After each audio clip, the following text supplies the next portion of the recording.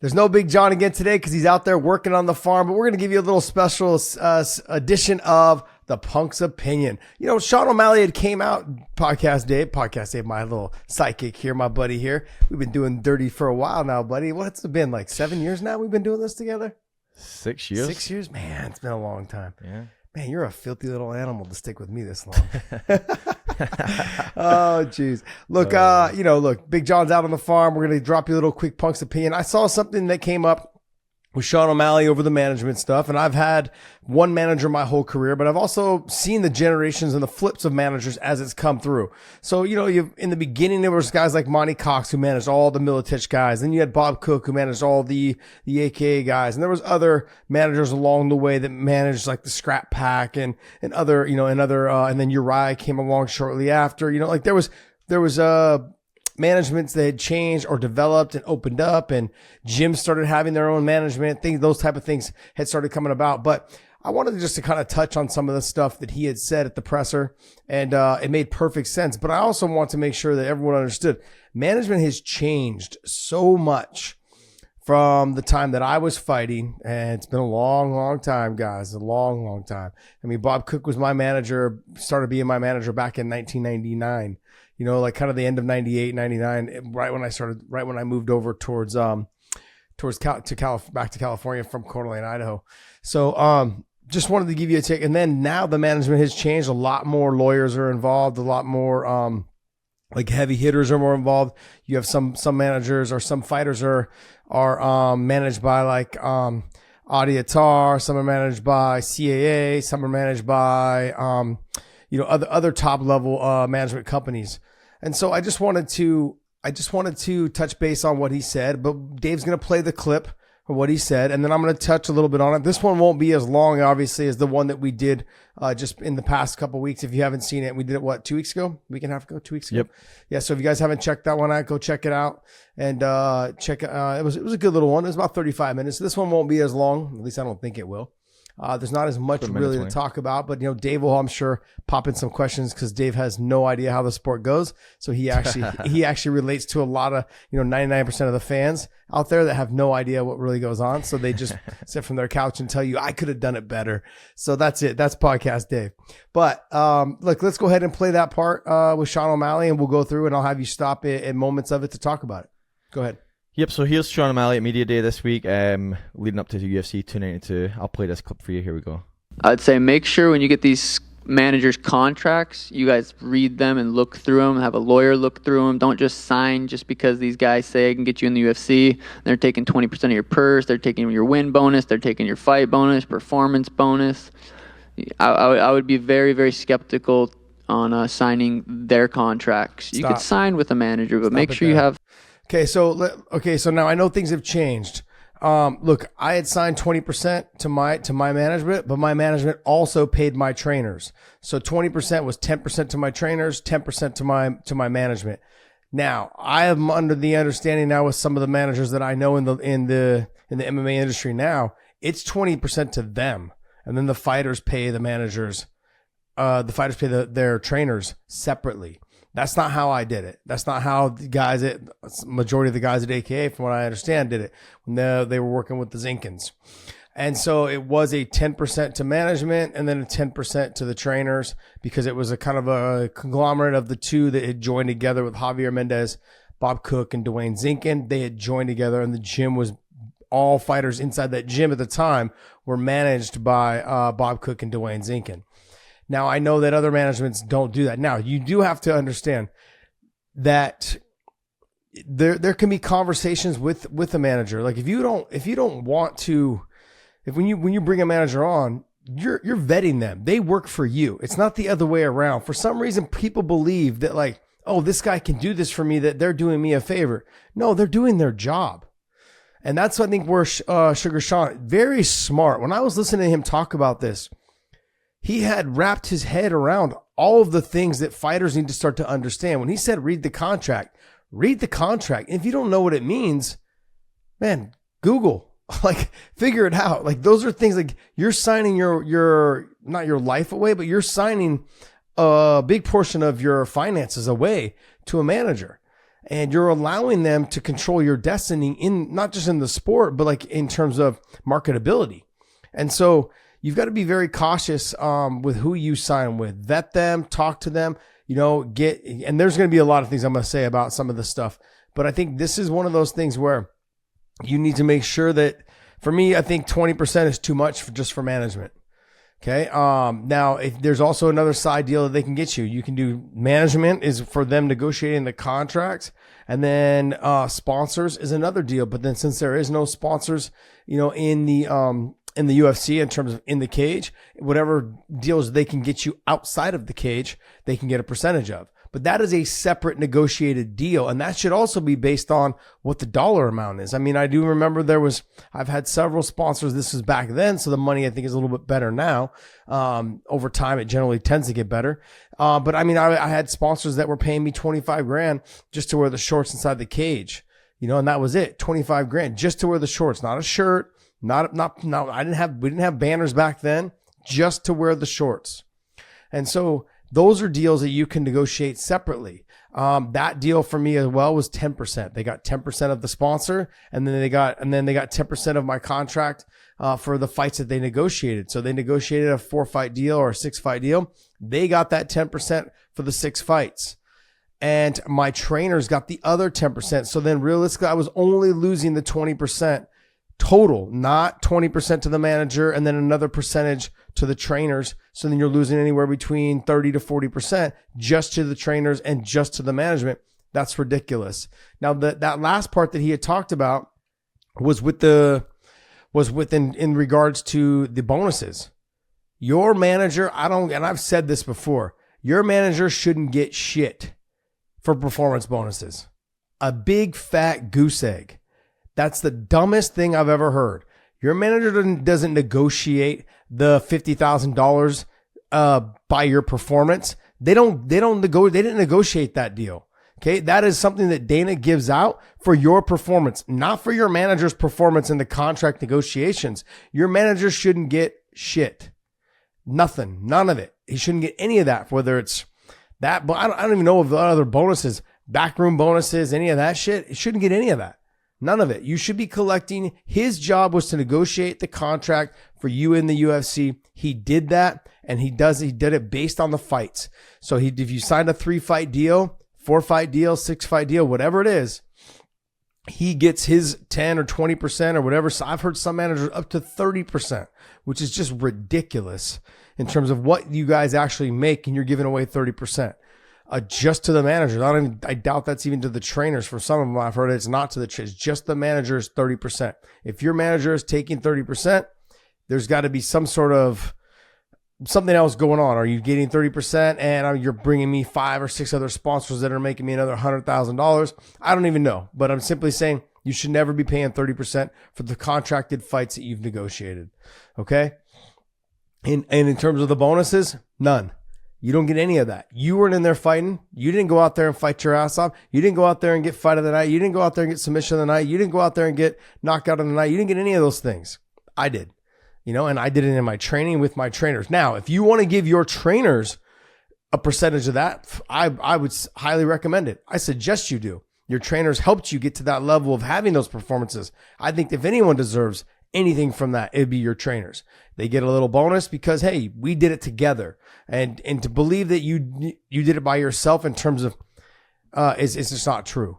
In terms of the knockout, the submission, or the performance, and the push, the cardio, all of those things, whatever got you paid. If you want to give your coaches some of that, I would highly suggest it, man. That's what keeps it's sad that's what money keeps family together. And it can break you up too. But in this position, I think this is one of those things to let them know you appreciate them without always just having to tell them you appreciate them. Let them know. And I would suggest giving them a little bit of a bonus on that. You have any questions before we move on that, Dave? Nope, not on that part. Okay, go ahead. Let's go ahead and carry it on. Here we go. Contracts. You could sign with a manager, but make sure you have stuff in there, that's fair to you, because none of these contracts are fair to the fighters, and these managers know that these fighters aren't going to read it we're fighters for a reason. So I would sound very, very careful with these guys that are really close to the UFC. Sean, I just wanted to go off that. You've obviously made a statement recently that MMA managers are no good, and you're going to prove that. Has a specific incident happened that makes you want to pick up this cause? No, there's been a couple instances more recent. Yeah. Okay, stop here. Now, I'm not fully on board with the MMA managers are no good. I think there are reasons to have an MMA manager. And I can give a couple of examples. I don't want to throw any names out, but I do know some fighters, and they're people that are close to me, so I don't want to throw that out too much. Is that they had actually almost 2 managers working for them, and they went behind closed doors, and Dana had sat them down and in bullshitting with them, thought they were doing them a favor, like basically like, hey, I can do this for you, I can do this for you, and at the end of the day, they signed a contract with the UFC, and they sidestepped the manager. And at the end of the day, they were like, oh yeah, but then I don't have to pay the management fee. Yeah, but you also got less. You got less in certain areas. And what I mean by what you get paid doesn't always reflect who you're going to fight. So it's certain parts in your career, as you step up in competition, you want to get paid more. But if you're fighting, let's say you're fighting in the 135-pound division, you need to take as much money as you can in your second contract. Your first contract, they'll give you, like, you're going to be fighting the low-level guys, not low-level guys, but guys that are just coming in the UFC. Same thing goes for Bellator. If you're fighting in the 135-pound division and you're fighting, that first round of competition is going to be kind of the guys that are just coming in. Okay? Like Brett Johns had fought Danny Sabatello, thinking that, okay, look, my first fight in, Danny took the fight on short notice, I should be able to get this win. Didn't get that win. In certain weight classes, these guys, the guys that are not ranked in the top 15, they're fucking killers. There's tons of them out there. They're not even in the UFC. They're not even in Bellator. They're not even in ONE or PFL. There's guys out there at 135 pounds because it's the most stacked division in the sport right now. 145 is also very stacked. 155 is, of course, always stacked. Those 3 weight classes right there, they've always got some of the best fighters in the world that are not even in these big promotions. So your first contract, I understand it's to get you in contract. It's like that rookie contract. I look at things like a rookie contract, your first one. You do your 3-4 fights under a rookie contract. But after that, if you're in one of those weight classes, you need to try to get as much money as you can, because no matter who you fight, they're all tough. They're all tough. Now, when you get into the, I would even say even to the 70 pounds, it's kind of in that way. It's kind of tapering off a little bit. Guys in the top 15, guys outside the top 15, guys that are not in the UFC. There's still some tough ones out there, but there's not a lot of them out there. You can kind of understand the name recognition and this and that. But when you get to 85, 205, and then up into the heavyweight, there's only a handful. I'd say maybe like, you got 8 to 10 in the UFC, or maybe even a little bit more that are top 15 that are some of the best guys in the world. And then you've got, 6 to 8, whatever, in the UFC or in Bellator that are some of the best guys in the world, maybe 5 to 7 best guys in the world. Other promotions, but those weight classes are generally a little bit, they're not as deep. And so when you're having these negotiations, your first contract is your rookie contract. If you're in the lower weight classes, I suggest you go ahead and you start asking for a significant amount of money or a little bit more of an increase. If you've had good performances, you go ahead and do that, because no matter who you fight, it's going to be tough fights. Why would you want to fight somebody let's just give you an example. Look, your rookie contract in the UFC is like 10 and 10. So those are guys you're going to fight for 4 fights, 3 fights, 4 fights. But then you get into the next contract at 135 pounds. Now I'm going to be looking to get in that next contract. They're going to look to try to get me in the top 15. They're all killers.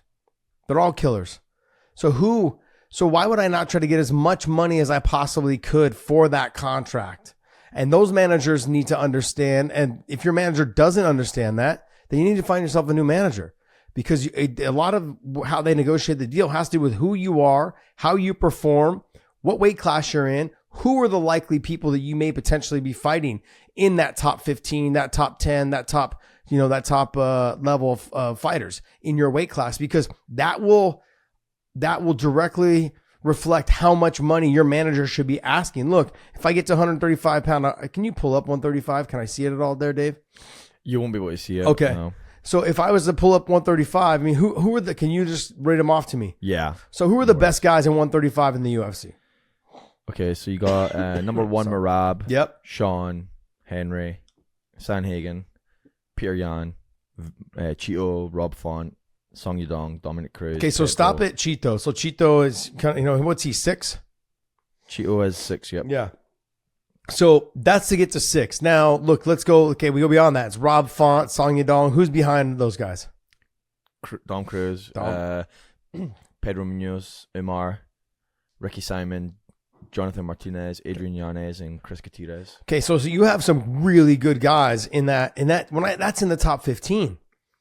So I need to start asking, if I'm a guy after I've got through my rookie contract, your manager should be trying to get you the most amount of money in those areas. Now can you look at the 185 pound? Yep. Read off the 185 pound for me.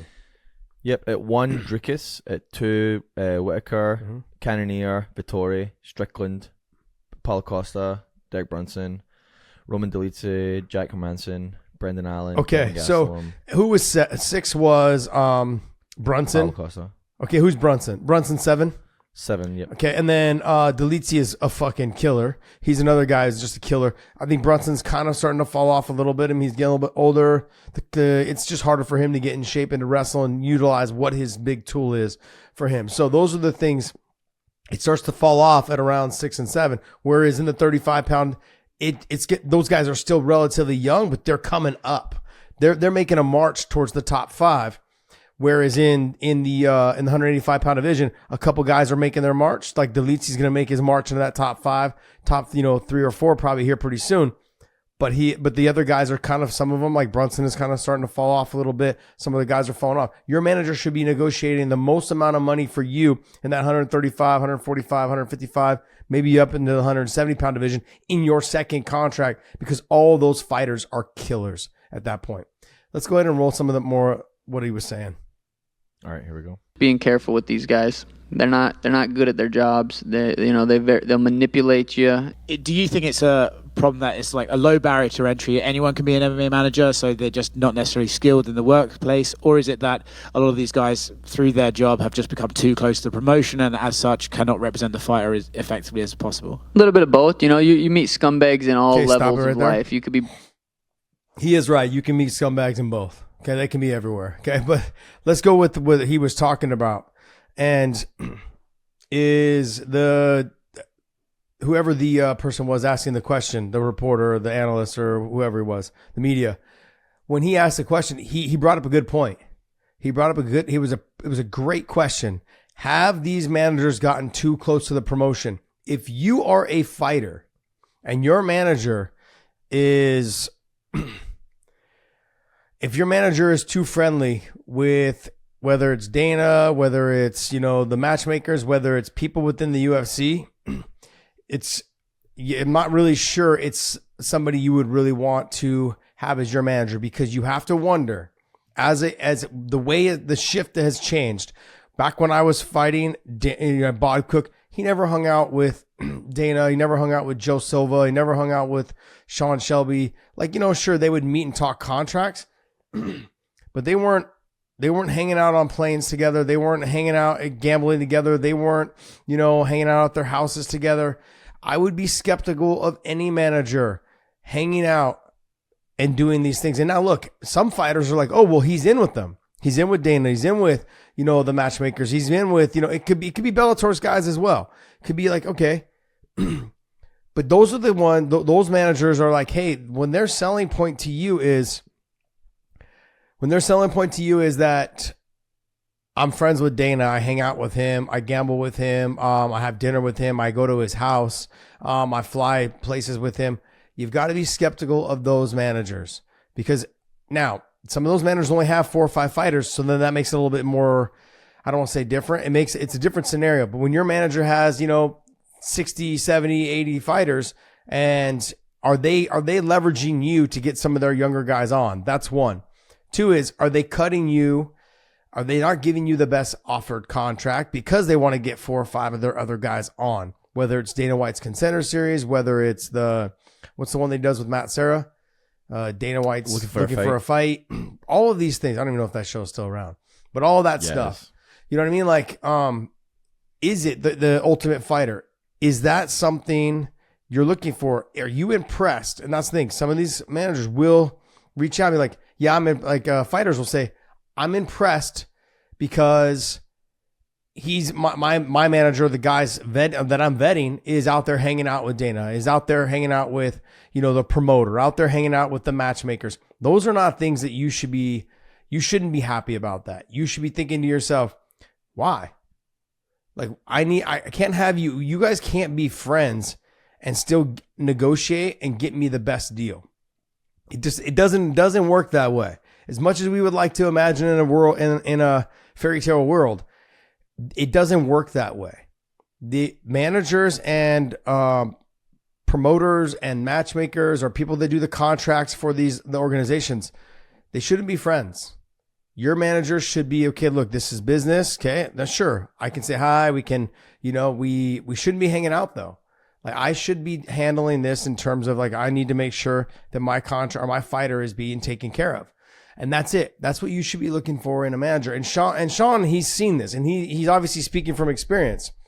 If your manager or someone you're talking about signing with is like, yeah, I hang out with, with the promoter. Yeah, I hang out with the matchmakers. Yeah, I hang out, and I'm there at all these events and, and they're putting me up and they're doing this. That doesn't do anything for you. That doesn't do anything for you. And so those are things that I think fighters need to understand. You need to find that is a little bit different, away from that. Now, not all managers are bad. That's the thing. Not all of them are bad. I think there's a lot of great managers out there, and you just got to find the one that fits best with your needs. Like I always wanted somebody who wasn't close with whatever promotion, because when you do decide to pull that trigger, like I left from one promotion to the next. When the UFC got rid of the 155-pound division, I went and fought in Pride. When I fought in Pride, I had to get a different manager for that, because you have to have different negotiations to negotiate with the Japanese at that time. And so I went out and got a different manager to handle that side. But I still stayed with Bob for the US stuff. Fought over in Pride, came back. When Strikeforce happened, I utilized Bob to negotiate with Scott Coker. And my relationship with Scott Coker, sure, I'm extremely close with him, but during my fighting career, it was a business. There was plenty of times where Coker would call and yell directly at me on things that I said in the media, and I was fine with that. And there was things that, he would relay through Bob to me as well. And those are things like you want to make sure you have that separation, because if things do go sour or they go south or whatever it is, that you can separate those things. You can't have a close friendship with them at that time when you're trying to be a fighter, because there's just too many things that you'll fall victim to. Oh, I can do this for you. I can do that for you. And you'll start to bend a little bit because it is the UFC or because it is the Bellator, because it is because it is a big promotion. And you've got to be very cautious and careful about that. Go ahead and let's try to finish up with the Sean thing. Yeah, it's just 10 seconds broke left. And you could have broke scumbag friends. You could have a lot of money, and then those rich, there's high level scumbags out there. And they're good at being scumbags. They're good at that. Yeah. That's your clip. Yeah, no, I get it. But he is right. Like some people will go ahead and take advantage of, some managers will take advantage of, hanging out with the promoters, hanging out with the matchmakers, doing all these things. So if you're a young fighter, to recap on the whole thing, is your percentage is up to you to negotiate. Don't think like, hey, this is their set percentage. No, it's not. Everything is negotiable. I'm signing you to work for me. Negotiate that. I don't give a shit. Don't get it caught up also in this number that it has to be 20%. No, it can be 15%. Okay, now maybe it's harder to do the math for some of you, but guess what? That extra 5% goes a long way. And so start thinking about that. It doesn't have to be 20. Everyone's like, oh, 10, 20, 30. Why are we rounding up? That's one thing. In terms of bonuses, I think your trainers should get the bonuses on the performance bonus, submission bonus, knockout bonus, whatever it is. If you want to tip or not tip, but if you want to give them a percentage of your trainers, a percentage of that, yes. Management, I don't believe should get it. Management should be getting you sponsors outside of the cage or in the cage if you're allowed to have sponsors in the cage. They get a percentage of that. Your trainers don't get a percentage of that. Your coaches and stuff don't get a percentage of your sponsors. So now that's where you divide the line. Like, look, you get me sponsors, I give you a percentage of that to your management. Okay, my coaches got me to the level of knockout, submission, performance of the night. I'm going to give them a percentage of that. These are all things that are negotiable. You need to sit down with whoever's trying to sign you. And if one of the things that comes out of the manager's mouth is, I'm good friends with the promoter and I hang out with him at his house, or I hang out with him on his plane, or I hang out with him in Cabo, Mexico, Florida, wherever it is. Okay. Whether it's the promoter or whether it's the matchmakers, you guys have got to stay clear. And he's obviously speaking from experience. We're getting really close to and look, I'm not suggesting this is happening, but I'm saying though, is that remember how NC2A was the college coaches were paying the parents to have these kids come to their college. You're starting to lean a little bit more towards, are these managers paying to get their fighters in? And I'm like I said, I'm not saying they are, but it's gotten to the point where you've got to, like with Sean, he sounds like he's got something in the back pocket, which some people have reached out to me and have talked to me about it and stuff. And he does have something in his back pocket. And like he said, he'll release it when the time is right. But at the end of the day, like are the managers, managers will start, I think, coming. This is one of the negatives of Bellator going away. When I look if Bellator does go away, I'm not 100% in. I just saw a report the other day on BET was doing a deal with Paramount, and the whole deal, they got down to it. They came in with such a low ball offer that they shut the whole deal down. They've been negotiating for a long time. And so to think that like the PFL deal or any other people that are in this negotiation with Bellator, there's a lot that needs to happen for us to sit up here and for me to sit up here and speculate. It can't happen. Like these deals just don't happen overnight. That's one. Two is the little tiny nuances of it all, like just the little tiny things. Well, I want you to pay for this. I want you to pay for that. No. And some of them are deal breakers for whether it's one side or the other side. And so, look, at the end of the day, everyone we'll just have to wait and see on how that all happens. But to say that this deal is going to happen, I mean, like I wouldn't be convinced until the end of the day. But this is the reason why Bellator this is the reason why it going away creates more of a leverage for managers, or not managers, but promotions, whether the UFC, to start to leverage the managers against their fighters. And so Sean doing what Sean's doing, I think he's taking steps to secure his best interest. Whereas if Bellator goes away and you have PFL and you have one, those are the other two major promotions. Now that the UFC understands that, they can start leveraging a lot more of these managers going like, hey man, your guys going to have to take less. You want these guys to get paid more. You want more promotions. Joe Rogan has said it. Jimmy Smith has said it. Other people that have been involved, like myself, and Big John has said it as well, is all of us that want the fighters to make more money. The way for them to make more money is have more options. You want to, it's really comes down to making sure that I can leverage this promotion against this promotion. And I had talked to managers this week and I had legit just said, why are fighters not leaving the UFC when they got a little bit of a name? They leave, they go to another promotion. If all these other promotions are not superior, which I think they're all equally as good in terms of like you have top 3 or top 5 fighters, 5, 6 that can all compete with each other. Why don't they just go to another promotion like how Anthony Johnson did? Anthony didn't become their champion, but he had great knockouts over there, and then come back and make double the amount of money he was making, maybe even triple the amount of money. Because I had worked with Anthony from the time he came into his career. But on top of that, he had asked me to manage him during that time when he was about to leave the World Series of Fighting and go back to the UFC. And I had told him no. There was just no way that I felt comfortable managing him, walking him into the UFC and having a sit down conversation with Joe Silva and having a sit down conversation with Dana White about Anthony Johnson. It just wasn't something that I had put myself into in terms of, I didn't want to put myself in that position. I had conversations with Joe Silva plenty of times while cornering and Anthony not making the weight. And Joe came directly to me because he knew that I was the one that was kind of trying to help him as much as possible in his trajectory of his career. And so Joe had came in and just tore me a new asshole, but it was like basically about AJ. And, and there was a lot, and that was a good thing about Joe is after Joe cooled down, he was easier to talk to. but you had to let him say what was on his mind, and then you were able to have a conversation with Joe Silva. Joe Silva is one of the.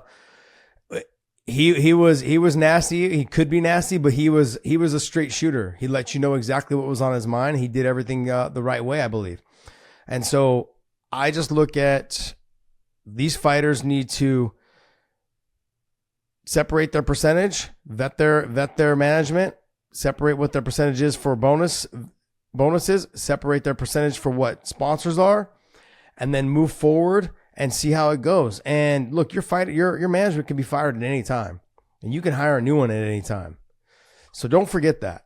Now, they still get paid for the contract they negotiated, though. So if you're 3 fights, if they signed you to a 6-fight deal and you're only 2 fights in, you still owe them for those 4 other fights to pay them out. And they're going to get paid. They're going to get paid somehow, some way. All right, Dave, what do you got? I feel like you have Tweedledee, Tweedledum questions, but let's go. So I'm just gonna take a timestamp real quick so that I know where I'm at with talking about this. But the question I had was for you that we haven't really touched on is there such a drastic change in the sport since having a manager was a big deal, you know, and then UFC brought in you know, sponsors that were kind of mandatory sponsors where fighters could no longer have, and UFC is obviously the biggest promotion. And then outside of the UFC, you can have other sponsors, but there's kind of like there's opportunities now to kind of have a lot of these bigger sponsors. Mm-hmm. Is that kind of eliminating the need? Because one of the things I saw when the Reebok deal came around was that Uriah Faber used to have his own MMA management company, and you started seeing people. Joseph Benavidez was famous for coming out in the media and saying that he basically left that management company because he didn't need it anymore, since he couldn't get sponsors, quote unquote, get sponsors like outside, like for walking to the cage and all that. Obviously, outside of the cage, he can do whatever he wants. But you know, fight week, you have to wear Reebok or Venom now. And then in the cage, you can't have a banner, you can't have your shorts and all that. Yeah, that might have been because they trained together. They were both out of Alpha Male, and it's Uriah's gym that Uriah's like, hey, if you guys are managing under me, I'll negotiate your management. I'll take a less percentage. I would imagine the percentage in terms of that was probably like anywhere between 7 to 12 or 15% or 10%, whatever it was. But he said, look, what I will do though is I will get you sponsors. So anyone that came to Uriah to sponsor him, he probably turned around and flipped it and tried to sponsor his other guys. That's a good manager. He's trying to utilize his connections from him being a top level fighter to get his other guys sponsors as well. But then when the Reebok deal and the Venom deal came in, or the Reebok at the time, got rid of that, everyone understood that these sponsors, they all fled. Once Reebok came in, all these sponsors that were already at the time paying the UFC $50,000 to $100,000 just to even sponsor fighters in the cage. They went from when I was fighting, it was like they didn't have to worry about it. People were just sponsoring the fighters directly. And then the UFC went about and said, look, all your sponsors need to be sent to us, and we need to see it. We need to see who they are. We need to call them. We need to contact them, make sure that we have the ability or the rights to use your logo inside the cage on these fighters. So they started going that way. And that turned into, okay, well, now that we know that we have your approval to use our logo in your cage, it's going to cost you now to put your logo on these fighters in our cage. And then on the side note, what they would do is they would go to them and say, hey, if you pay us directly, you don't even have to sponsor those fighters. We'll just put your name inside the cage. We'll put you on the canvas. We'll put you on the padding on inside the cage. You're going to be there for every fight, not just one. That's what the UFC was doing. They got all the contact information, and they went around the fighters and went right to their sponsors and hit them up directly for cash. And they were saying, hey, well, you pay us $50,000, $100,000, $200,000, $300,000, and we'll put you inside our cage for a certain amount of shows, maybe the one show, whatever it was. So they were skirting around it and using all those contacts from the fighters to get themselves more money. And for Uriah, I could probably see and at the time, those sponsors all just bounced out. They're like, look, there's no money to be made now. They're done. They're like, we left. I had friends that had MMA brands.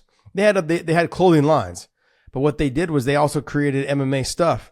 They stopped doing the MMA stuff and just kept doing the skate stuff and the surf stuff and and whatever it is and all the other jiu-jitsu stuff. They did all that stuff, but they didn't create any more MMA stuff. They're like, yeah, we're good. We're done. We're not trying to chase those anymore. And so Uriah got out probably right at the right time. He understood. And I'm sure that there was like, hey, let me leave, go get another manager, go do whatever it is. There was really probably no need for Benavidez to even have a manager.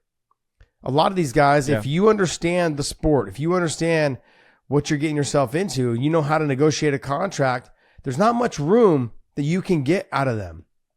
You're not going to get much. They have their standard. Until you get up to the top 1 and 2 and then the champion, basically, those guys, there's no room for negotiation. It's almost like it's a graph. They've got a graph and says, okay, this is where you're going to be if you're ranked in the top 5 when it's time to negotiate your contract. Okay, now we're going to put you here. If it's time to negotiate your contract and you're number 1, you're the number 1 seed getting into the title fight, then they negotiate 2 contracts. One, if you win the title, and this is how much more money you're going to get paid, with pay-per-view points and all this other stuff. And there's one if you lose in the title fight, and we're going to put you here, but we're still going to increase you a significant amount of money. So there's different ways to negotiate these contracts. Just fighters don't seem to understand that. All they see, and I've said this for the longest time, all they see is UFC, being on TV, I want to be famous. And that is the biggest way of getting into this. And I've given credit to Eddie Alvarez, the way he's handled his career. That guy has made so much damn money. People don't even realize how much damn money he's made. He has crushed it. He was making money in Elite XC. He's making money in Bodog. He's making money in all these, in Bellator. He's making money in all these places, and I got to be honest, man, like he did it right.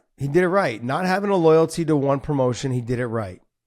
And he made the most amount of money because of that. And then when he did go to the UFC, they paid him a shit ton of money there too, because he had already become champion almost everywhere he had went. And then when they went to one paid him an astronomical amount of money. I don't want to say it, but he told me, and I'm like, geez, why'd you leave? He's like, well, I wanted, I think for him, it was more about the travel. Every time he had to travel to overseas so far to fight every single time. He's like, look, it's taxing, man. It's taxing, especially at my age as I'm getting older. It's not as fun as it was when I was 26, 25. Yeah. And I understood. I never wanted to fight out of San Jose because I didn't have to go anywhere. It starts to tax on you. What else you got, Dave? I think that's really it on the management thing. I guess now, is there any advice, like if somebody, like, do you have advice? I mean, you kind of talked about contracts and all that, but if somebody doesn't want to have a manager, they just want to keep all the money they can, do you have any advice for kind of managing themselves? I mean, look, there's a couple things the number one thing is, you guys, and this is my number one thing for fighters in general, period. For athletes, not even just fighters, athletes. I have a buddy who plays in the NFL. This guy he just signed his second contract. So he got out of his rookie contract, signed his second contract. He's so worried about certain women, like a woman in his life. And I'm like, the right one will come. Don't get distracted with all this shit, because he hasn't been playing very well in the last 2 years, but I'm surprised that he got a second contract. And I've talked to him about it. He's hit me up and like, hey man, like, I said, you've got to find somebody. All these men that are successful, the ones that have been, you notice their female stays out of the spotlight. That their female is not involved in the spotlight. They're there for their man, and that's about it. They're not on social media, hyping everything up. They're not out there taking selfie asses. They're doing their thing. Your success, I believe, is directly related to what type of female you have next to you by your side. And that is one of the stark differences between, like, you see some of these fighters, man, just running around with an Instagram model. And it's like, why? Like, so you have eye candy. Do you think it's going to be there? Maybe she'll stick it out. Maybe she will. But when I look at those type of situations, I look at, that's not a good business decision, because every time you guys have an argument, you're wondering if obviously someone's in her DMs hitting her up. At any moment she'll turn around and run off. And she could. I'm not saying she would, but she could. And that's something that plays in fighters' minds. And within this sport, this is the hurt business. You need to make sure you are 100% focused on what's in front of you. That's it. You can't be focused on anything else. And finding someone who is by your side and you have no concerns about whatsoever of doing anything else or being, out there at the club at night, doing whatever it is. I don't care. Those are the things, like that type of thing is, I think, what it will drive fighters' success. In terms of contracts and negotiations, I've already laid that out. Vet your management, make sure he's the one that you want. Negotiations come on in terms of the percentage taken. Negotiations come in terms of the percentage taken also for sponsors. And no, they should never get any of the knockout bonus, percentage bonus, submission bonus, any of that stuff. Any of your performance bonuses, they shouldn't get a percentage of. Your trainers should get a percentage of that. And be very weary of managers that one of their first things they say is, Dana White is my friend. I hang out with him. I go places with him, or I hang out with his family. And those are things to be very weary of, because like Sean was saying, they are too close to the promotion or too close to the promoter. Then you have to start wondering, do they have your best interest at heart? That's what you have to wonder. So those are all things to keep an eye out. Now, I'm not saying that those managers that are hanging out at their house or on their plane or doing all this, they're not good managers. I think a lot of them are fantastic managers. Okay. I think a lot of them are. And I know a lot of them personally. I think that they are fantastic people and good managers, but there's new managers coming in. There's bigger companies coming in that are trying to get part of this. Be cautious and careful of those managers that say, like, I know him, I've done business with him, I do business dealings with him. I've sent him this many fighters. Be very cautious of all those things. So, it's got to feel good for you as a fighter. That's really what it comes down to. Let me ask you this then. This is a question that might be interesting to go off of. Is it good then? Because Sean has a good relationship with the UFC, right? Because he kind of plays ball, right? When it comes to the character on screen and kind of helping promote the fight and all that, right? We just had Nate Diaz versus Jake Paul, where Jake was out publicly saying he was pissed that Nate wasn't promoting the fight the way he maybe thought he would. Is it good for fighters then to basically close that bridge of the relationship with the promotion themselves and have that relationship on their own and kind of, so that, Sean probably has a close enough relationship with Dana where he can go straight to Dana and say, hey, you scratch my back, I'll scratch yours on whatever the situation is. Is that something that you would say is good to kind of have as a fighter? Look, I think it is good to have it as a fighter, but I also think it can be bad. Like I said, the promoter at times, and it's a revolving door. We've seen fighters come in, think they have a good relationship with Dana. They do. Until you start, if you have a loss or two, then it's not as good of a relationship anymore. Your phone calls don't get picked up as much. That's the way this business works. And so in terms of Sean, look, Sean, he caught on the Contender Series. It had nothing to do with Sean could market it himself. Sean does a great job on his social media, on his podcast. He does a great job of marketing himself. Having a manager's not helping to market him, or should be, but isn't. He's doing it all himself. I would say he's like one step down from another YouTube star. That's really what Sean is. And so he's doing it himself. Now, if it wasn't the other way around, like you have Aljo's a fantastic fighter, amazing fighter, but he's not as marketable. And this is what we mean by marketable, as he's not as marketable as Sean. So having a relationship with Dana, yeah, it's great. But when it comes to the contract negotiations, I'm not 100% sold. You don't need a manager. I think you need someone who is not close with them, though. Somebody who can also draw the line. And that's what we're talking about. Now, as a fighter, you tend to think you are worth more than you really are. And then the contract negotiations don't ever really go anywhere. You want this. And they're like, we ain't doing that. Now as a fighter, most fighters get stuck in their way. Sean seems like he's got it figured out. Like, look, okay, if you're not going to do that, then give me another option. Or this is my second option. You can't go to the promotion and say, hey, this is what I want. Take it or leave it. They'll be like, screw you. You need to come with them with another option. Look, this is what I'm looking for. Okay. How far are we from here? And they're like, yeah, we're not close at all. Okay. Well, this is my second option. Okay. And he comes in with a second backup contract and says, hey, this is what I'm looking for. But if I become champion, then it goes to this contract. You need to have 2 and 3 options when you approach them if you're going to manage yourself.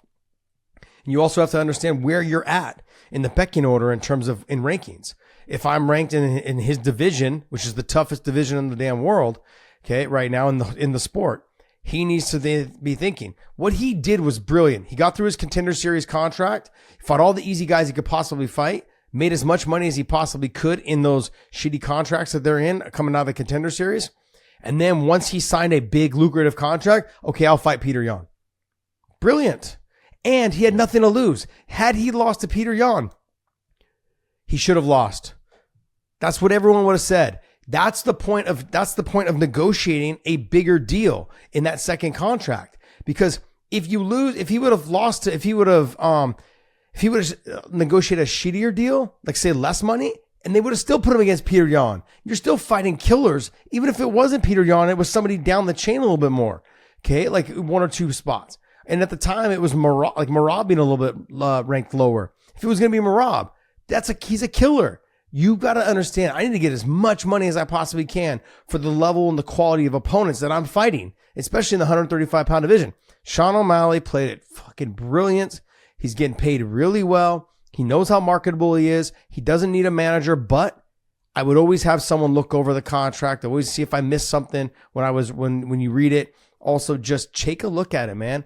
Just understand that everything is negotiable. Don't shut it down like, yeah, they're fucking me. They're screwing me. They don't respect me. No, that's not how business is done. They respect you. They want you. Dana White, it's like clockwork every single time it comes to contract time. The guy's not a draw. He doesn't put fans in the seat. No one tunes in to watch him. He's shit. His last performance went to decision. Like, it's always that when it's contract time. It's the same thing in the NFL. It's the same thing in the NBA. They always say that. This guy hasn't won a championship, or this guy hasn't.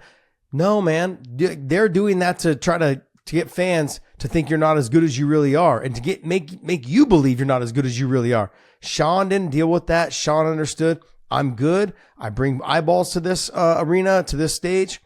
I'm going to get the best and the maximum amount I possibly can. He's got his head wrapped around it, man. I appreciate it. I actually admire looking at when I was listening to his the way he spoke.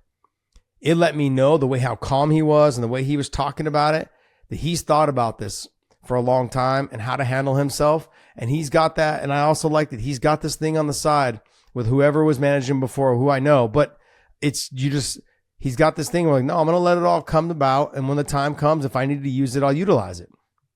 And it's brilliant. He's holding that in his back pocket. Most fighters would spout off at any moment when things didn't go their way and just shoot these guys in the foot when there's no need to. Just keep it between you and whoever. And when the time comes, if you ever need to utilize it, have it there in your back pocket to pull it out. That's it. That's the trump card. Like, hey, I got this, man. You're a scumbag. If that's the way he feels. So, anyways. But hey, this was a great little conversation, Dave. I'm glad I had you along for the ride, buddy. 7 years in the making, my man. All right, guys. Well, hey, that's going to wrap us up for another edition of Punk's Opinion. And we will see you.